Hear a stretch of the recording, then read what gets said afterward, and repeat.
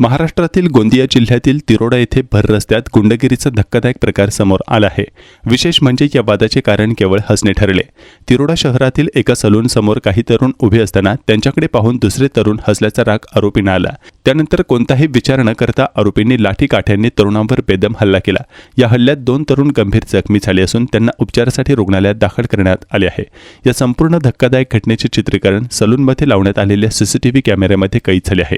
घटनेनंतर पोलिसांनी तत्काळ कारवाई करत एका अल्पवयीन विधी संघर्षग्रस्त बालकासह 3 आरोपींना ताब्यात घेतले आहे। तू आमच्याकडे पाहून का हसलास असे म्हणत बेदम मारहाण केली। पोलिसांकडून मिळालेल्या माहितीनुसार तिरोडा येथील CJ पटेल कॉलेज समोर असलेले शेंडे सलून समोर ही घटना घडली।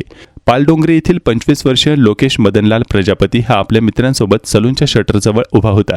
त्याचवेळी आरोपी तेथे आले आणि त्यांनी थेट लोकेशला विचारले, तू आम्हाला पाहून का हसलास? किरकोळ कारणावरून सुरू झालेला हा वाद काही क्षणातच हिंसक झाला। आरोपींनी शिवीगाळ करत लोकेश आणि त्याच्या मित्रावर लाठीकाठीने हल्ला केला।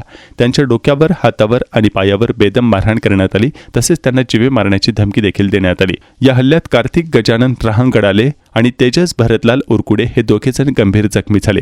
या संपूर्ण मारहाणीचा थरार सलूनमध्ये लावण्यात आलेल्या सीसीटीव्ही कॅमेऱ्यामध्ये कैद झाला आहे। घटनेचे गांभीर्य लक्षात घेऊन तिरोडा पोलिसांनी तत्काळ कारवाई केली। मुख्य आरोपी रुद्र राकेश वाल्मिक, गौरव दिलीप करोसी आणि एका अल्पवयीन मुलाला ताब्यात घेण्यात आले आहे। तिरोडा पोलीस ठाण्यात विविध कलमान्वये गुन्हा दाखल करण्यात आला असून पुढील तपास सुरू आहे।